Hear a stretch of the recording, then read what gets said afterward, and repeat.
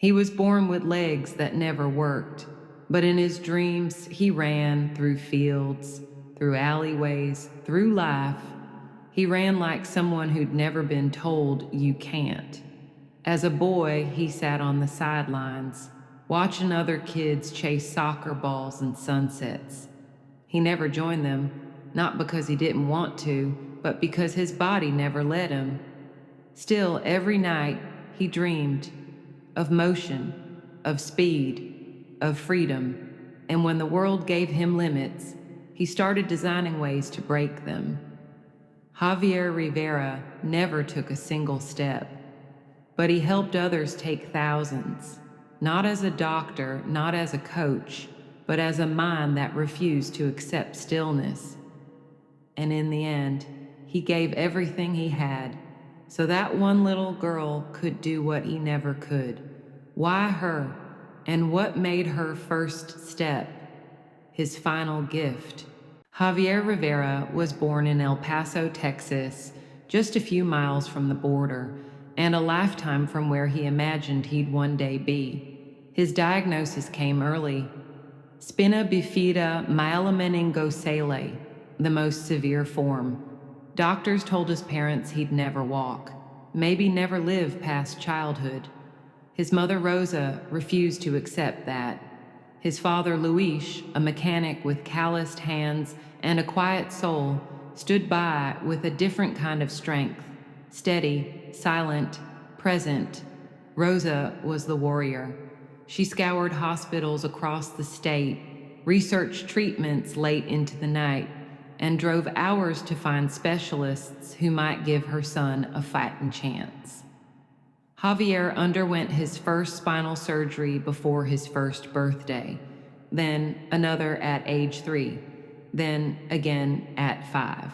They tried everything: bracing, physical therapy, experimental hydrotherapy sessions. When Medicaid fell short, Rosa cleaned houses after work to pay for what insurance wouldn't cover. Louis built ramps in the house, rebuilt them when Javier grew. He rarely spoke about the pain of watching his son struggle, but never missed a therapy session.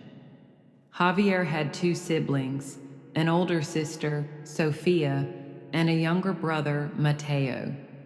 Sophia read to him every night when he was stuck in a body cast. Mateo once tried to trade his bike for a wheelchair that looked faster.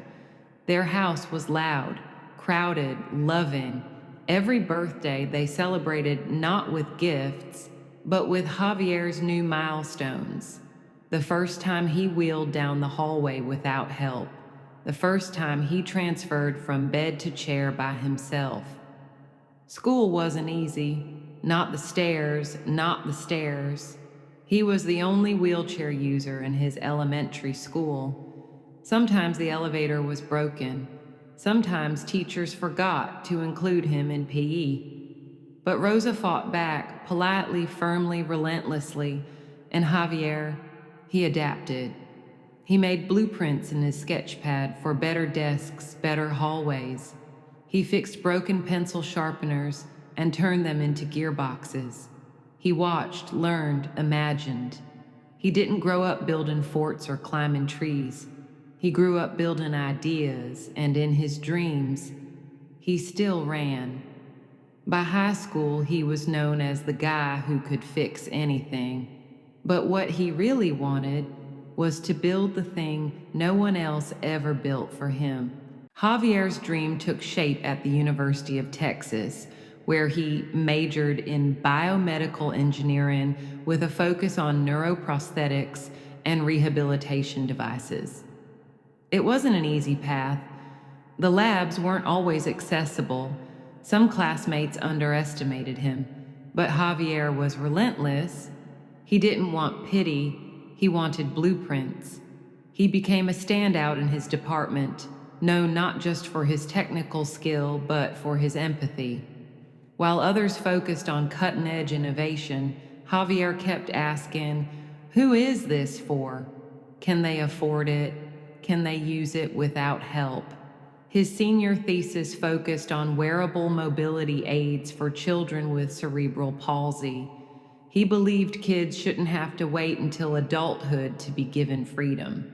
Then, on an ordinary spring afternoon, everything shifted. It was University Open House weekend. Javier was demonstrating a robotic brace prototype to a small crowd of visitors. That's when she arrived.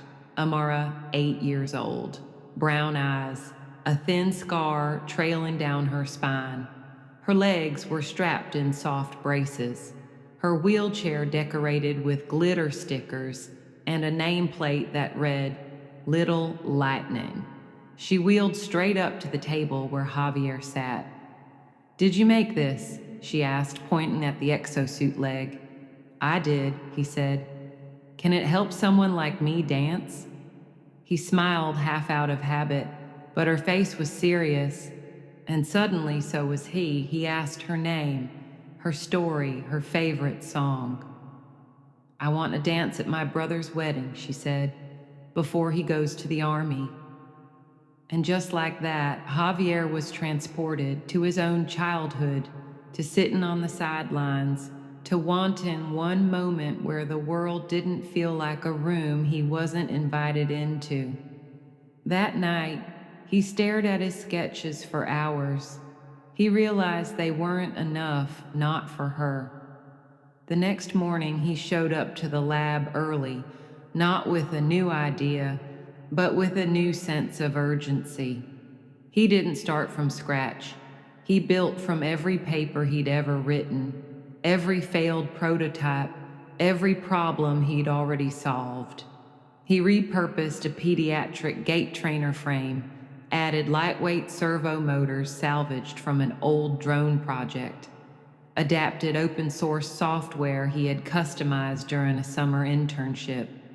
Within a week, he had a working concept, and in every line of code, in every nut and bolt, he imagined Amara, not struggling, but spinning, and he made her a promise.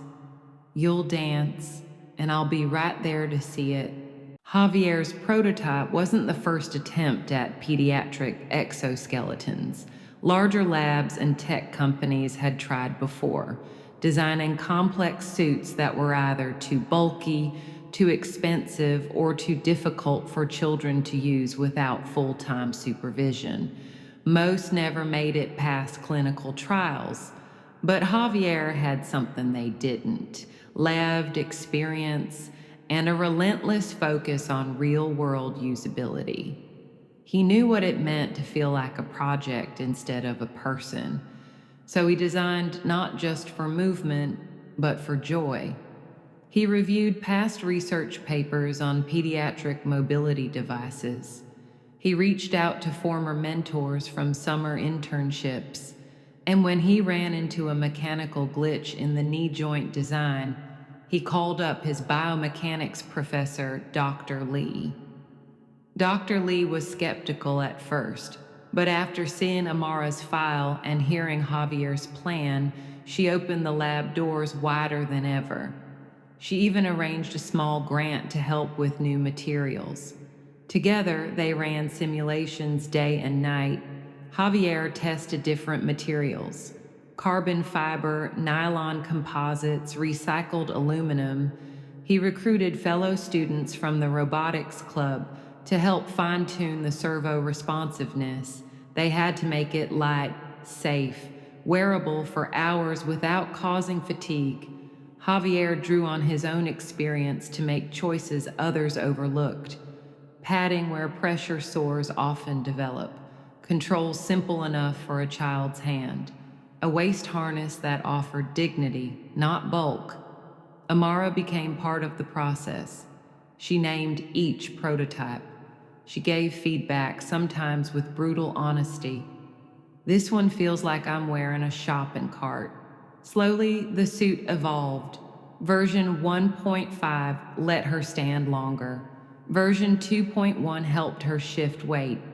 Version 2.7, that one made her smile. She didn't just stand, she took a step. And in that moment, Javier knew it wasn't just engineering. It was a kind of freedom he'd only ever imagined. The final test would come in front of an audience, a gym, a crowd, a stage where the impossible might just walk into reality. And Javier wasn't nervous, he was ready, because he'd already seen her dance, in his mind 100 times over. The day of the demonstration felt like the moment before a storm.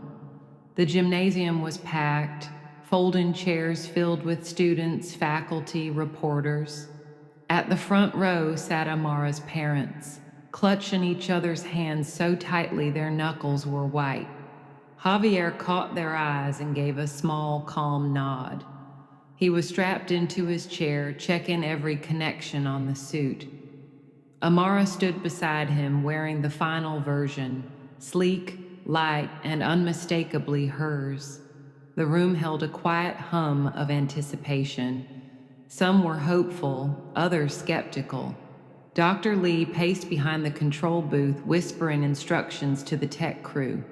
One reporter muttered to another, "This is too ambitious for a student project." And then, silence, a spotlight, a soft instrumental song playing in the background. Amara took a breath. She lifted her right leg. The motors hummed gently. Then her left. Applause began to ripple, but Javier noticed a lag in the gate. The right actuator, slower than normal. She was wobbling. "Wait back," he called out gently. Too late, she pitched forward, and Javier moved. Instinct, no hesitation. He launched his chair forward, unbuckled his strap mid-roll, and transferred his weight across the floor on braced arms. He reached her just as her knees gave way. He caught her in mid-fall. Gasps filled the gym. Someone screamed. He pulled her close, cradling her weight while his own legs twisted unnaturally beneath him. Something tore deep inside. He knew the feeling. Something had ruptured, but she was upright. The crowd was on their feet, unsure whether to cheer or cry. Amara's mother pressed her hand over her mouth, tears streaming. Dr. Lee ran toward them. Javier looked up, barely conscious. He smiled. "Did she walk?" he whispered. "Yes, mijo," Rosa said later, holding his hand in the hospital.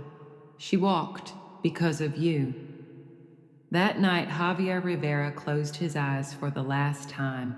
There was no medal, no stage, no standing ovation, but in a small town gym, a girl stood tall. And for the first time in her life, she danced, because a boy who never walked believed she could.